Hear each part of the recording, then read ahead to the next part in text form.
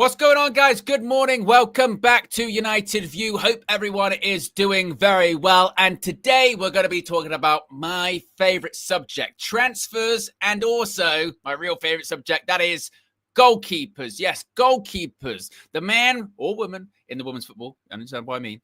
The man between the sticks for Manchester United. Yeah, my favorite subject is goalkeepers. And I tell you why, because it's a crucial position on the pitch. And it's a position that we've been talking about so much over the last couple of seasons. And what we're going to be talking about this morning is, could Manchester United be set to bring someone else in to take up the heavy jersey that is the Manchester United number 1 position, or possibly, in the case of Andre Onana, number 24 position? Yes, could Manchester United be looking for a new set of gloves to protect the defence this season? Because new reports suggest that Manchester United could be tempted to go after Aston Villa goalkeeper Martinez. Of course, Martinez only just signed a new contract with Aston Villa last summer until 2029, but because of Villa's PSR issues this coming summer, they may be forced to sell one of their top assets, that being the World Cup winning goalkeeper. However, a fee of £40 million is possibly being quoted for a goalkeeper that's 32 right now. It's going to be 33 in September. Is that too much?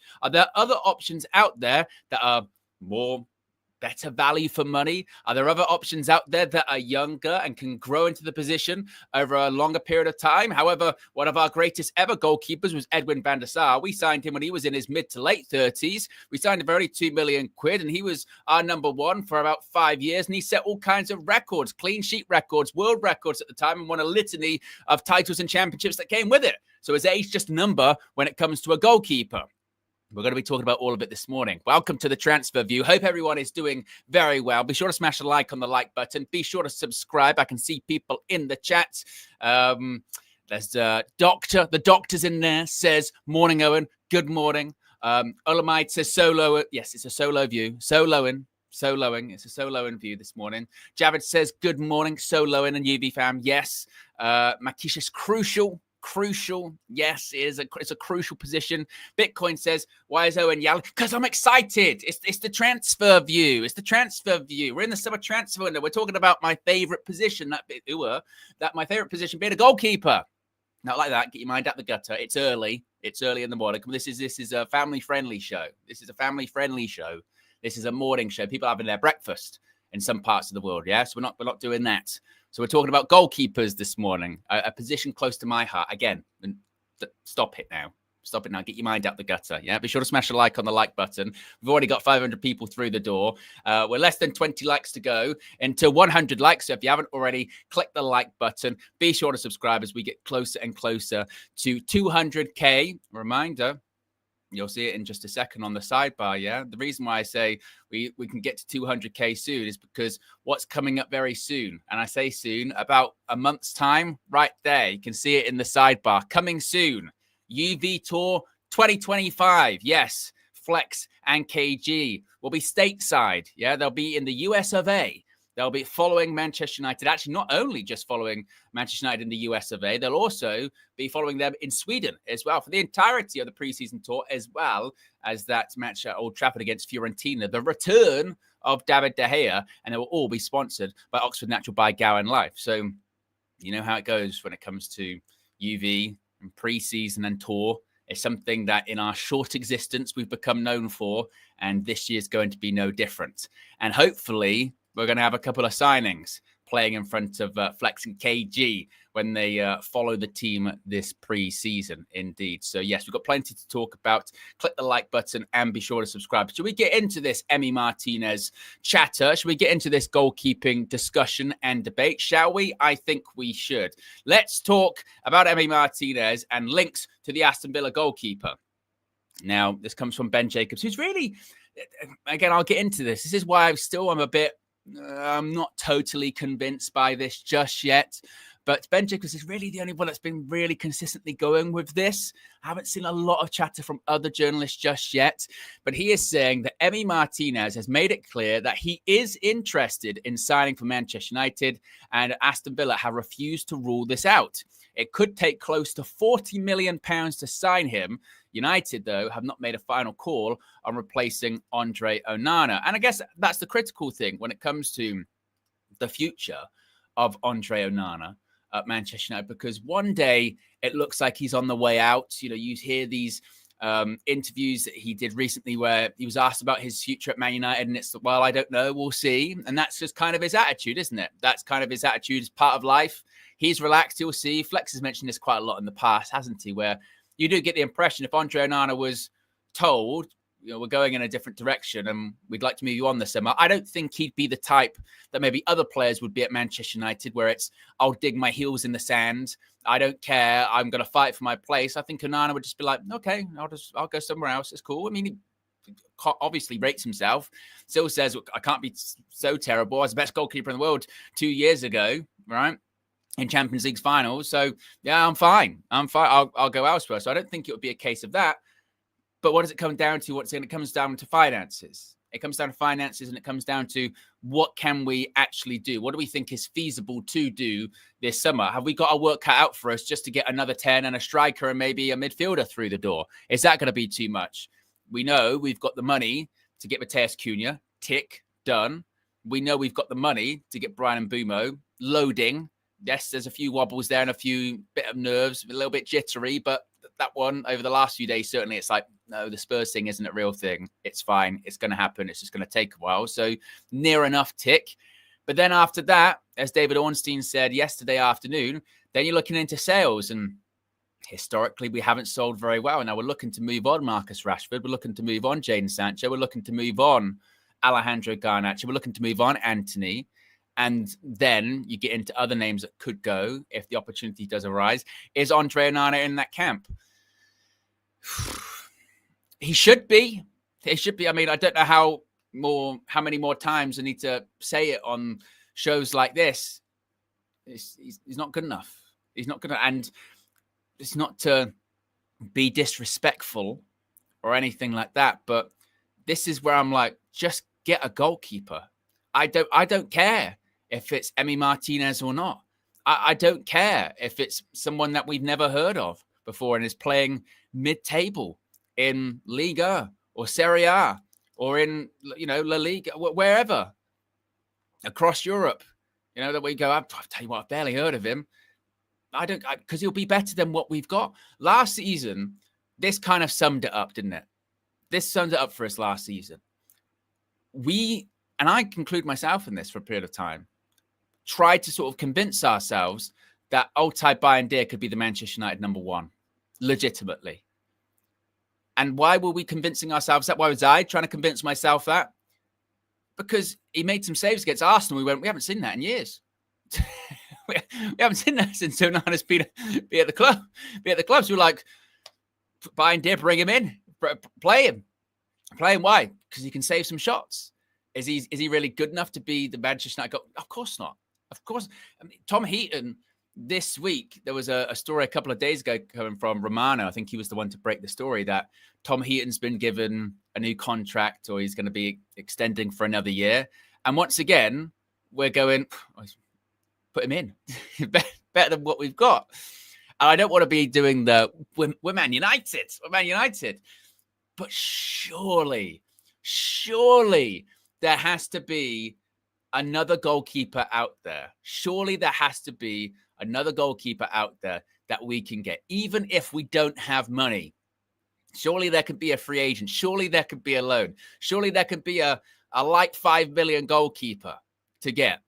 So with regards to Emi Martinez, look, if Man United decided they were going to get Emi Martinez and we got him through the door, I'd be happy with that. Yeah, I'd be happy with that because it's an upgrade on Andre Onana. Because what isn't?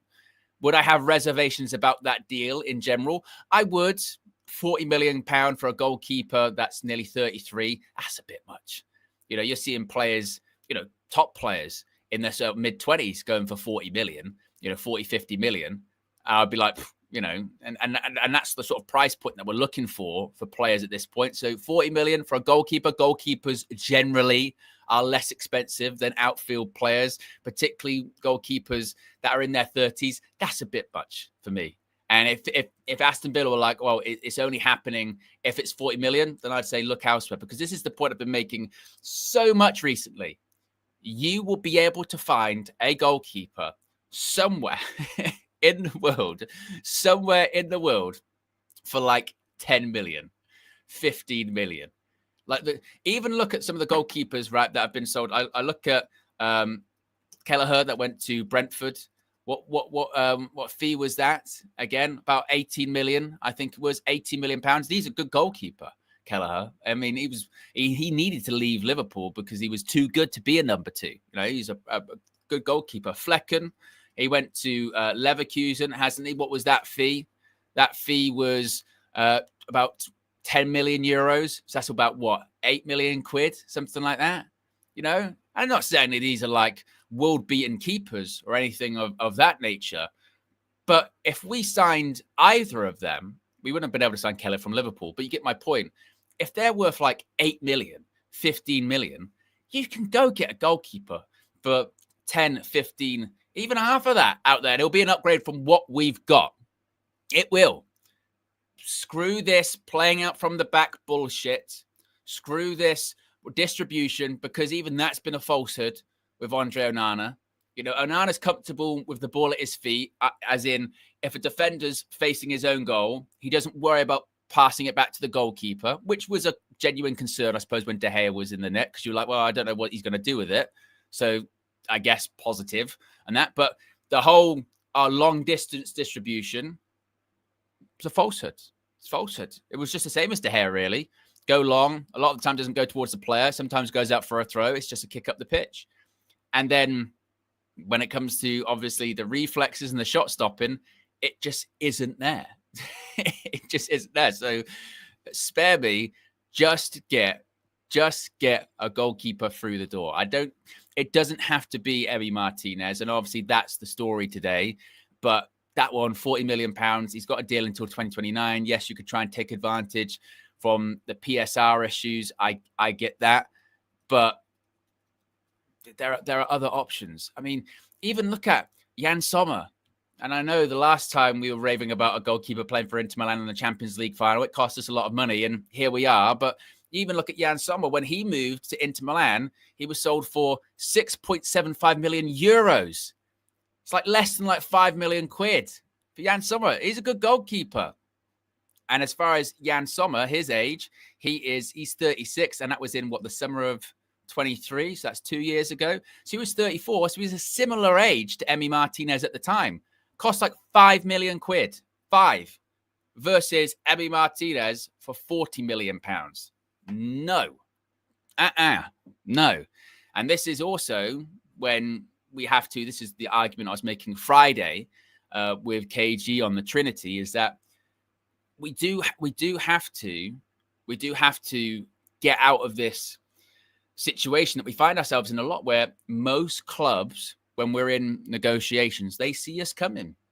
They know our track record. We've earned the track record of being bad negotiators. We've earned the track record of overspending and overpaying for players that really aren't reflective of the value that we pay for them.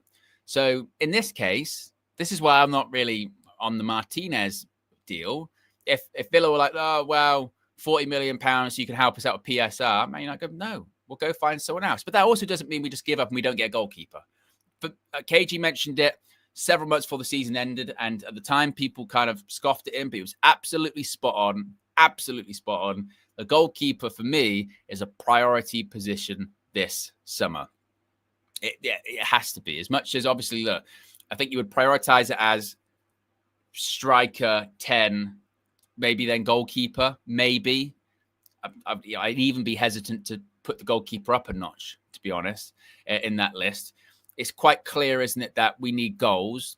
That's why I've been a big advocate of, obviously, Cunha and Bumo and a striker, because as you look at us last season, for the last 3 seasons, we just haven't been able to score goals, and then that puts more pressure on our defense, doesn't it? It puts more pressure on your defense, because if you're a team that's not scoring goals, then defensively you have to be perfect, which is what we've seen at points over the last 12, 18 months or so, whereby have a few chances, create quite a bit, high XG, blah, blah, blah. Can't put the ball in the back of the net, go up the other end, score a goal.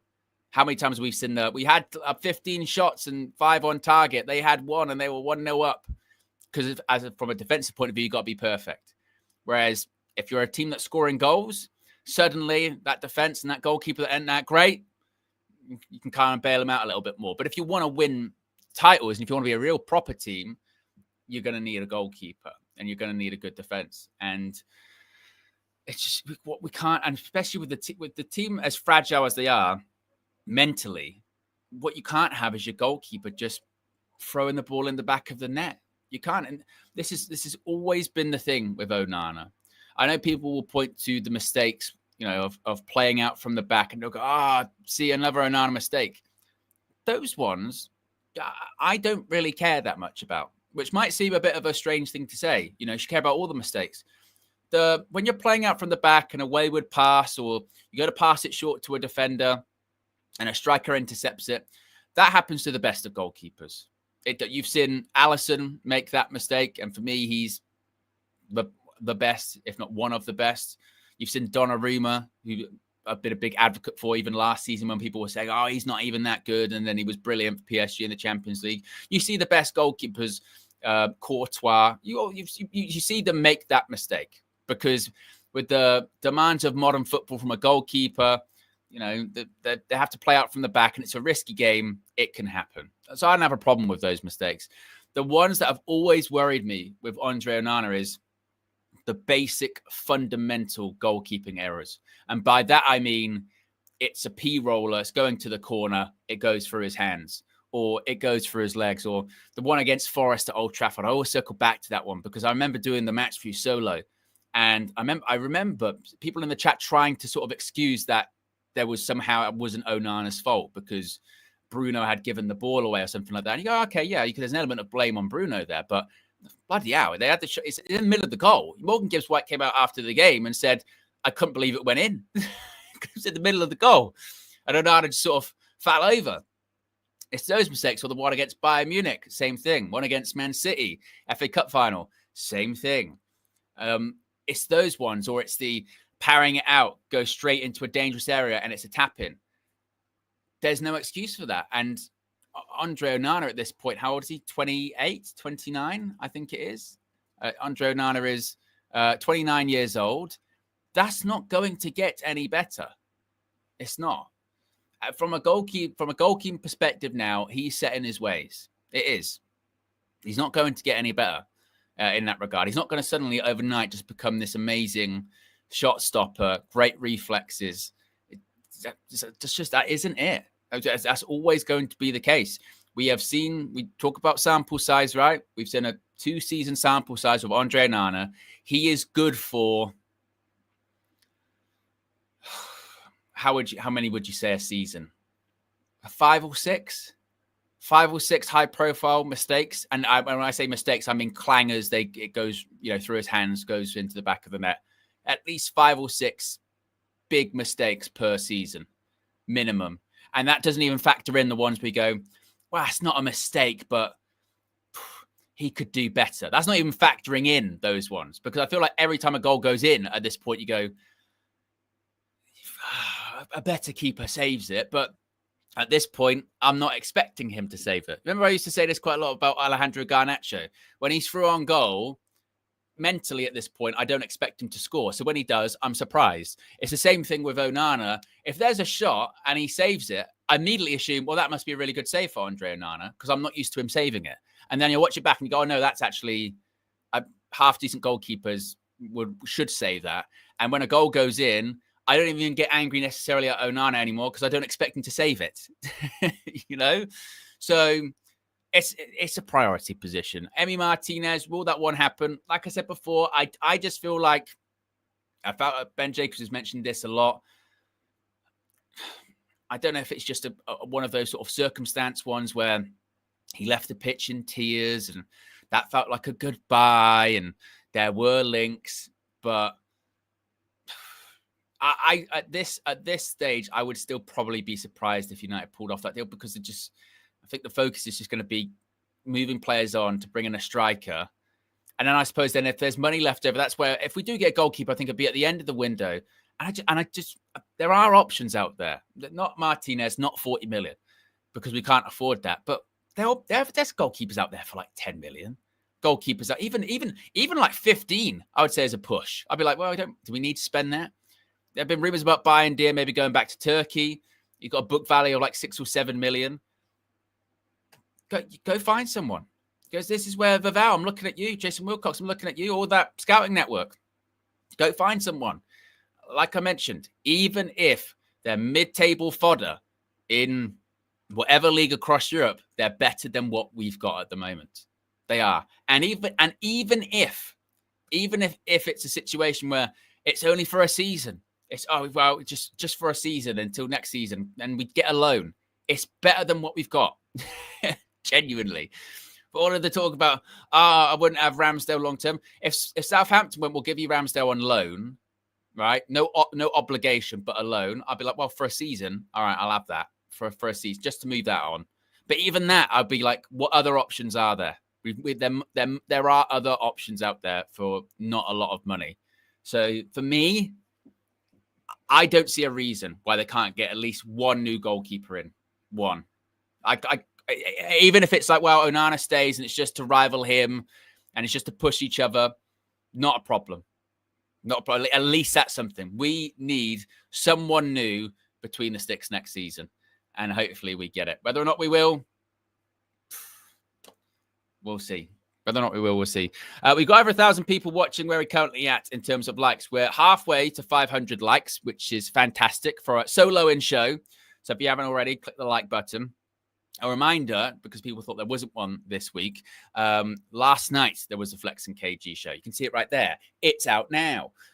Instead of Tuesday, it was Wednesday this week. So if you missed it or anything like that, or you weren't sure, yes, it was out last night. It was live. You can go back and check that out. It was before the Real Madrid versus Al Hilal game in the Club World Cup. I tell you what, that actually genuinely that was a good watch. I really enjoyed that game last night. Wasn't convinced by Real Madrid, really. Al Hilal actually really impressed me. I thought it was a very good advert for the Saudi Pro League. And I'll tell you what is also a very good advert for Simone Inzaghi. He's a heck of a coach, isn't he? He's a top coach. I mean, he's been in 2 out of the last 3 Champions League finals with Inter. Granted, didn't win either of them. They got absolutely smashed, didn't they, in the Champions League final by PSG. But a draw last night against Real Madrid, and a game that had a bit of everything too. That penalty at the end, which for me was never a penalty, and then goalkeeper Bono saves it. Another one. Yeah, Bono. Remember at the World Cup, where in that Morocco team, he was brilliant. You know, I think who did he play for before? Sevilla. I think it was Sevilla he played for in Spain. Because we played against him when Sevilla beat us, I think. So that's what I mean. There are goalkeepers out there. There are. Go to La Liga. Look at the La Liga. There are goalkeepers out there. Of course there are. And he makes a really big save. He's a good goalkeeper. There has to be. Doesn't have to. I know we're looking for Premier League proven, and that comes with a premium. There have to be goalkeepers out there. There have to. Well, there doesn't have to. There is. Not there has to be. There is other goalkeepers out there. So do the work, do the job, go find them. That's what we need. But it was a good game last night. And I think that actually it did make me look, it whet my appetite, shall we say, for once we get to the knockout stages in that Club World Cup. I think that would be a good watch. Although I am enjoying there's a couple of matches on every night. Which is something to look forward to, I suppose. So, yes. So that's the latest when it comes to the goalkeeping situation. I tell you what, show it was. I mean, it's obviously you do think about that, don't you? When you watch it, you go, because this Club World Cup is weird, with like the broadcasting rights and like Inter Miami are in it just because Messi's there and. It's a competition that no one really was asking for, but it's there. And then, like the match went on really long, and it was a late penalty that was never a penalty. It was just bizarre. It was great entertainment. Can't fault the entertainment, but yeah, it was an odd game, very odd game. We got the latest when it comes to Hugo Ekitike, as Manchester United do search to sign a striker. Now, when it comes to Ekitike, it looks like inquiries are continuing for the French striker. Manchester United reportedly are still in contact with Frankfurt over signing Hugo Ekitike. They haven't put a bid in or anything like that just yet, but they're inquiring to see if the player would be interested, how much Frankfurt would be looking for if they were to sell the striker this summer.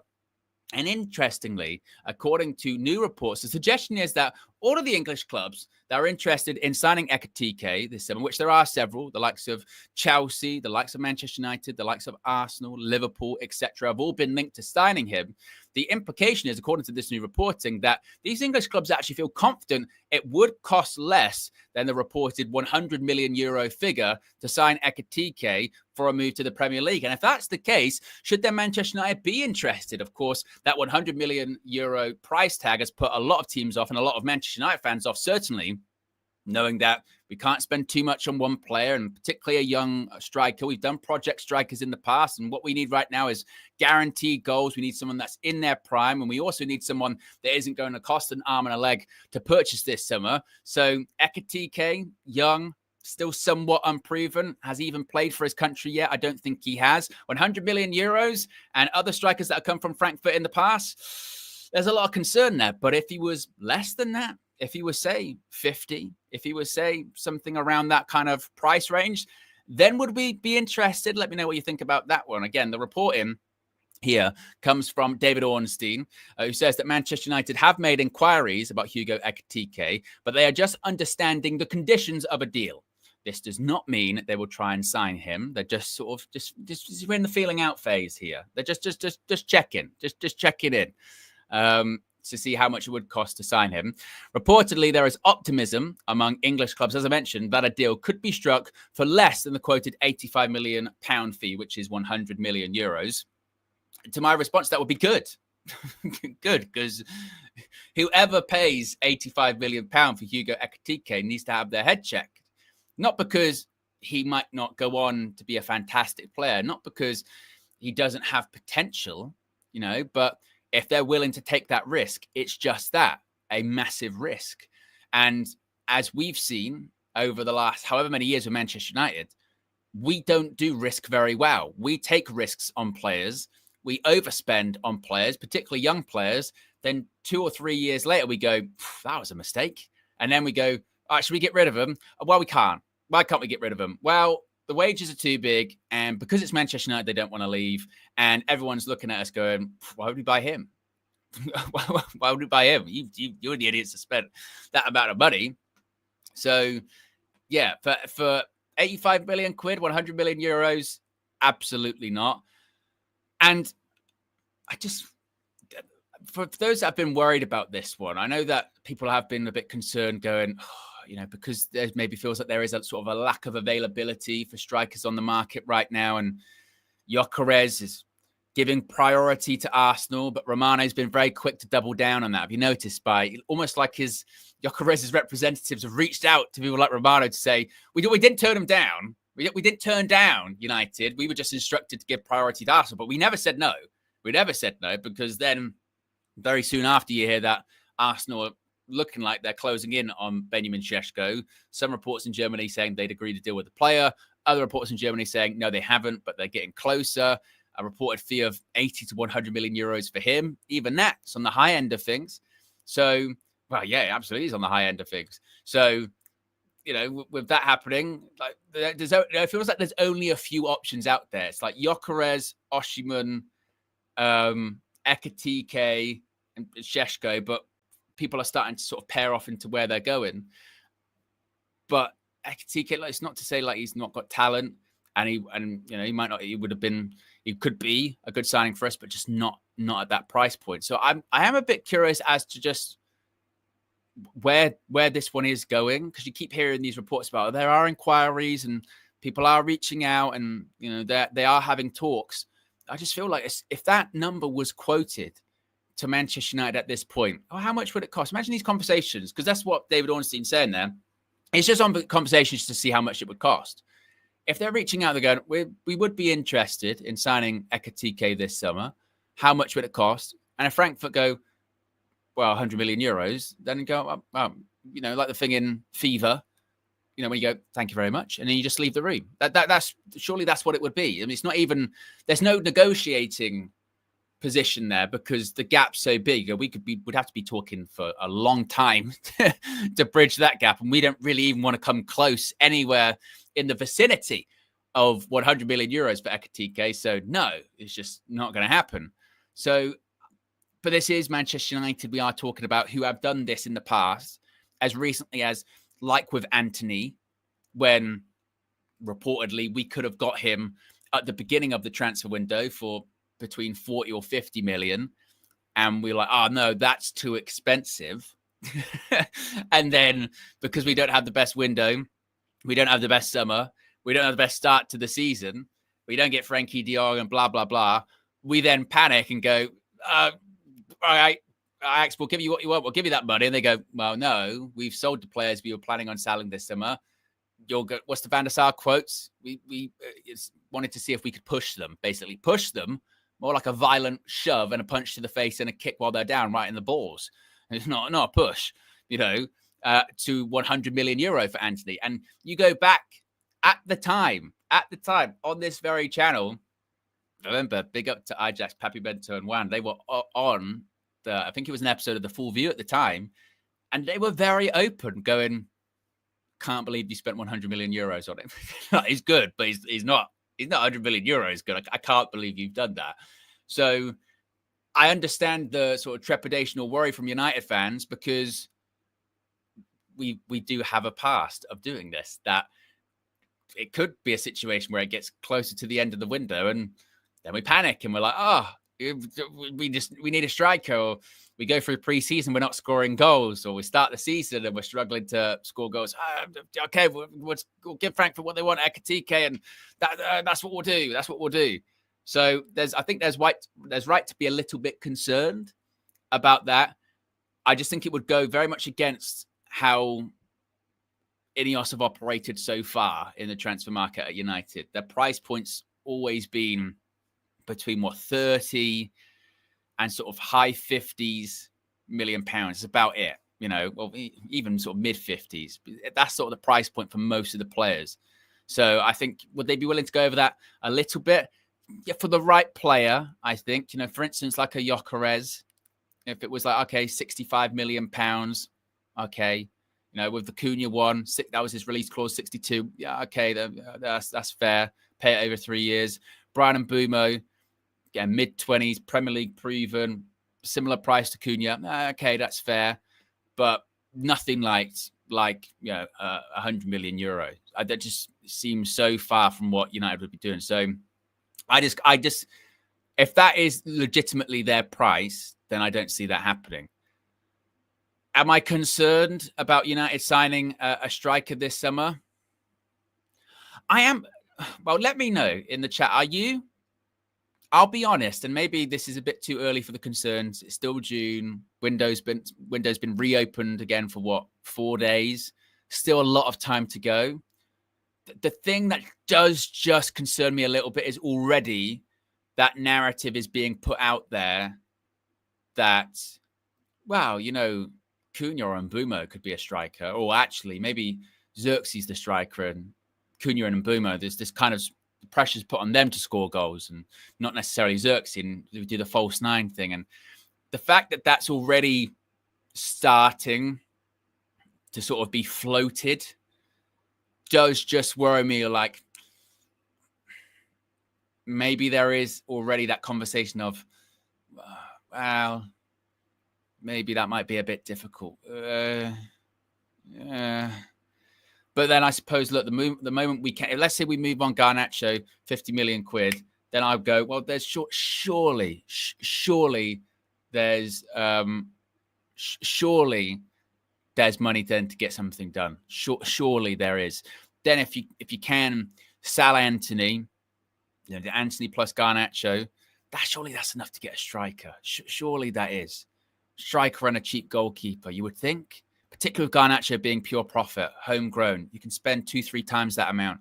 Surely. And then we're talking about, well, Rashford off the books, even if it's loan-wise, Sancho off the books, loan-wise somewhat.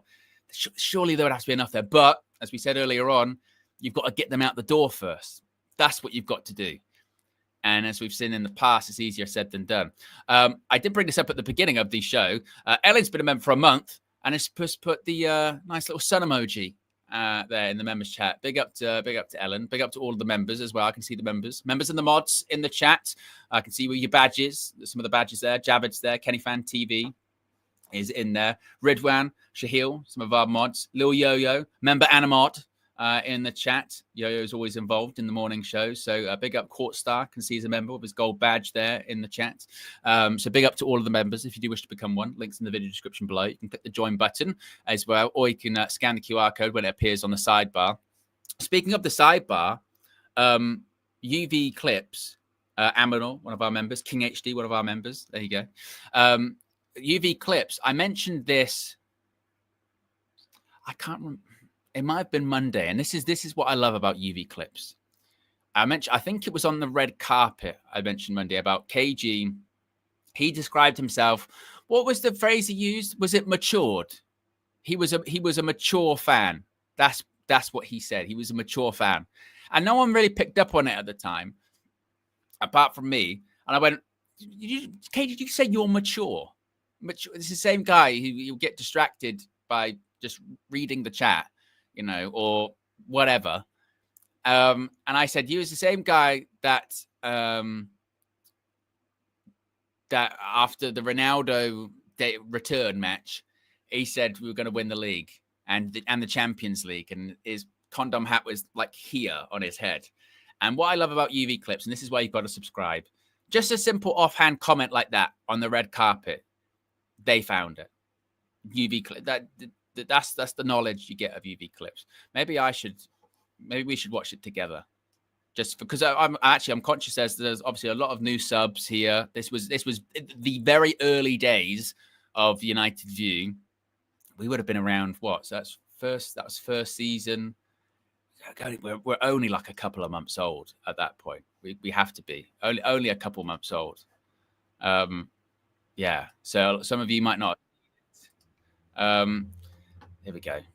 Okay, it's the fact that it's super easy to find as well, because that means immediately it's on the home page. There you go. And the title is brilliant for it too. The title is brilliant. It's called one of the most infamous fan cams in United View history, is what it's called, right? First of all, like I said, the hat's barely a hat at this stage. Look, where is that? I mean, it's barely a hat at this point. And he gets into it straight away. This is the mature KG. We're going to win the league. Clip it. I don't care. And even if I said this and we don't win the league, I still don't care. You called 4-0. We got a 4-1. We're going to win the league. Why? We're going to win the league. Why? Bro. I'm telling you right now, we got Ronaldo. You got no voice as well. You've done a madness in there. I know you was. We can do it all the way. What is it that you see with what you saw that is convincing you? Like, I know you, because you said, no, but I'm just saying, because when Fred scored against Leeds, you said we're going to win the league from that. So that's what I'm saying. You say crazy Fred things. Doesn't score. Exactly. No, that's what I'm saying. So what have you seen today that's made you go, actually, now we are? This is when it's old United View days. Look how big the logo is. Bloody hell, the logo is nearly bigger than KG in the top right-hand corner. Unbelievable. But yeah, that hat is struggling. But we'll carry on. Like, what's Varane. The last thing I will say is we're going to win the league. Clip it. I don't care. And even if I said this and we don't win the league, I still don't care. But we're going to do it. We're league. We're going to. Why are you saying this like this? So because I can. All right, cool. Jamie O'Hara gets to say whatever he said. Jamie, listen, we're winning the league. FA Cup will get to the finals. When we do the Champions League. You already know it's the Champions League. You already know. Mbappe, fam. Yeah, that's the sort of maturity of Mr. the Comedian. Just to confirm that season, we finished. Where did we finish? 6th in the Premier League. We got knocked out of the FA Cup. Was it to Middlesbrough? On pens, I think. Champions League, we got knocked out by Atletico Madrid, so that didn't really. But he'll say, to his credit, he'll say, look, that was the old KG. The new KG is different. So Just remember that. And that's why UV Clips is good. Them right there. Scan and subscribe. That's why, they'll remember things, bring it up. I would hope, actually, UV Clips, if you are watching, just go to Monday's Red Carpet and go get that little clip. He says he's mature. He's mature. Just save it. Just save that one. Mature. Just put that one in your pocket. The maturity from Mr. the Comedian. Very, very mature. And if he wants to see more mature takes like that, you can go and subscribe to KG's Reckless Sports. Link should be in the video description. If it's not, someone will put it in the chat. He's, I want to say, like 700 from 50K. So, yes, if you haven't already, go show him some love. Although I know there'll be a lot of crossover here. But yes, if you haven't already, go subscribe to him. Where are we at in terms of likes at the moment? We are at, we've got over 1,100 people watching. We're at nearly 370 likes. So if you haven't already, click the like button. Let's see if we can get to 500 before we wrap things up. Still about 15 minutes to go till the show wraps up this morning. I wanted to talk about it's very brief because I just don't think there's anything in this at all. But okay. Mohammed Kudus. Once again, we're being linked to the West Ham player. According to Jacob Steinberg, Mohammed Kudus is a target for Manchester United this summer. I don't believe it. No, I'm not doing a Victor Meldrew impression because I would do better than that. I would be like, I don't believe it, is how you would say it. We're not getting Mohammed Kudus. We were reportedly offered him. Remember that report coming out a couple of weeks ago that United had been offered Kudus, and I think wasn't it the same with Chelsea? I think Chelsea were offered Mohammed Kudus as well. So either West Ham no longer want him or he wants out. I just don't see it happening. I mean, we know who our targets are in those positions. We know that we've signed Matheus Cunha. We're signing Brian Mbeumo. Why would then we be looking at Kudus? Where would Kudus fit? We've got actually quite a lot of 10s at United. That's where Rubens decided that Cobby plays and where Mason Mount plays, and potentially, if we do get a striker, where Xerxes could play in addition to being a striker in the striking position as a false 9. So where? And on top of that, it's not like we don't need strength and depth this season. We need a smaller squad, if anything. We need a smaller squad. Then I've just named 4 10s we've got at the club. And I haven't even spoken about Bruno, who could possibly play there, and others. So we're playing 1 game a week. We're in 3 competitions, Premier League, Carabao Cup, and FA Cup. With Kudus, obviously first season at West Ham was revelation, was brilliant. And it was, of all the Ajax players we've signed that have been duds, West Ham go and sign one that actually is doing well. But second season wasn't that. The second season syndrome massively. I just don't really see that being a thing. For me, it feels like an agent that's continuing to try and get his client a deal. So, Man United are interested, and he was offered to United, he was offered to Chelsea. Will he move this summer, Kudus? Probably. I could see him moving to another Premier League club, perhaps, or maybe he would go Saudi or something like that. But I don't think United are going to be going for Mohammed Kudus. And frankly, what we've been talking about this morning, going, right, we need a striker, we need a goalkeeper, we need a midfielder. Kudus, who can play out on the wing, we're kind of moving away from that. I mean, look at the people that are allegedly moving on this summer from United. Rashford, Sancho, Garnacho, Antony. All of them are people that are playing on the wing, really, because they can't fit into this system, because they can't really fit into playing as a 10. They can't fit into playing as a wing back, and they can't fit into playing as a striker with what Ruben Amorim wants. So then why would we go get Kudus and go, where's he going to fit? It just doesn't make any sense, really, that one, does it? So I don't really buy into that much. I think once the Mbeumo one's done, then I think all of the focus is going to be on outgoings. Obviously, I know Flex and KG spoke about that a lot last night with Rashford, with Garnacho, with Anthony, with Sancho. And then obviously you get into people like Malacia. I don't think Casemiro's leaving. They haven't even bothered to try and do the fake Saudi reports this year. You notice that every transfer window since Casemiro's pretty much been at the club, it's been Saudi are interested. Saudi, they haven't even tried that this year because last time that happened, you had literal Saudi journalists coming out and going, it's not happening. It's not a real thing. So yeah, Casemiro won't be going anywhere. And why would he? Not only did he become an important player again for us towards the end of last season, he's highest paid player at the club. He's not going to go anywhere. He's another one. He'll probably until he has maybe a year or so left on his contract, or he might just see it out. He might end up seeing out his contract. Would blame him for that. And that's the same problem we've got when you get into Rashford and Sancho and Anthony to an extent of they're on bigger contracts. So why would they want to leave? I mean, I suppose it's a bit different with Anthony because he has gone out on loan elsewhere and enjoyed his football again. And the thing we've got in our favor, I suppose, with those exits is that it's a World Cup year. That is the one sort of thing I think we've got is you can go to Anthony and say, Anthony, Carlo Ancelotti, he's Brazil coach now. If Anthony had a full season like he had that second half of the season at Real Betis, there's a good chance he could go to the World Cup, play for his country. He played at the World Cup last time, didn't he? So you say, but what you definitely don't want is you don't want to be sat on the bench not playing for a whole season, heading into a World Cup, and you want to go enjoy your football again. So Anthony, I think Anthony will end up leaving permanently. I think, even though that one might rumble on, it might not be a Real Betis thing, but I think he'll leave permanently.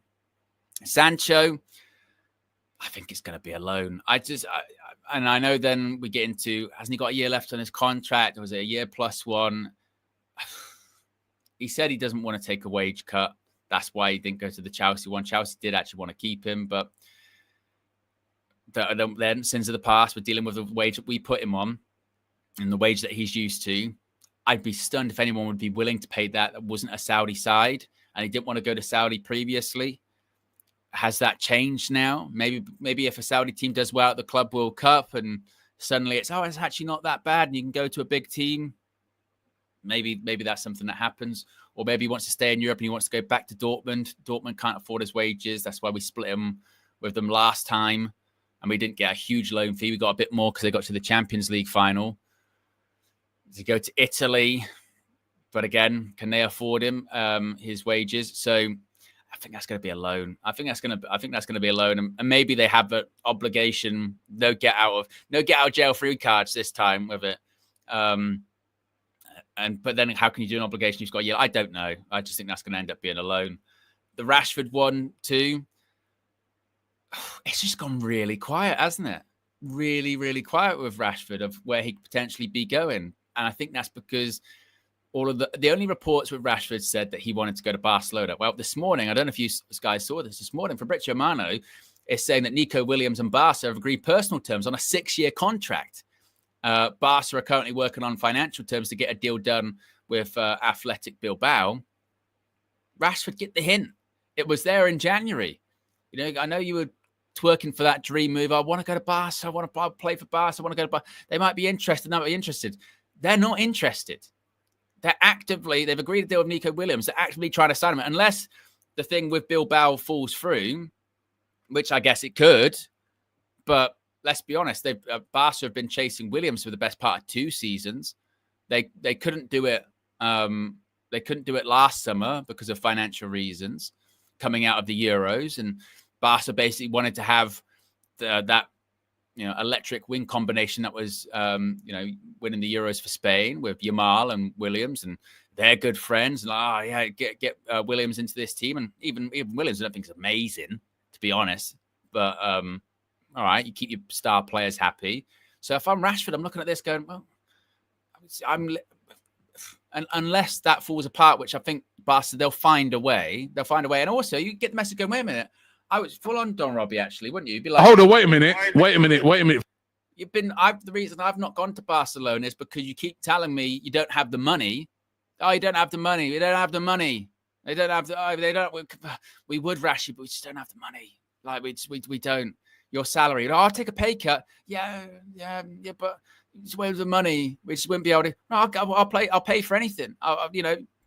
Just don't worry about the contract. It's my dream to play Barcelona. Yeah, we're not sure. Meanwhile, Nico Williams, we've agreed personal terms. We're working with Athletic Bilbao to try and find out. It'll cost quite a bit, but it's fine. So really, like Imran said, now we don't have the money for you.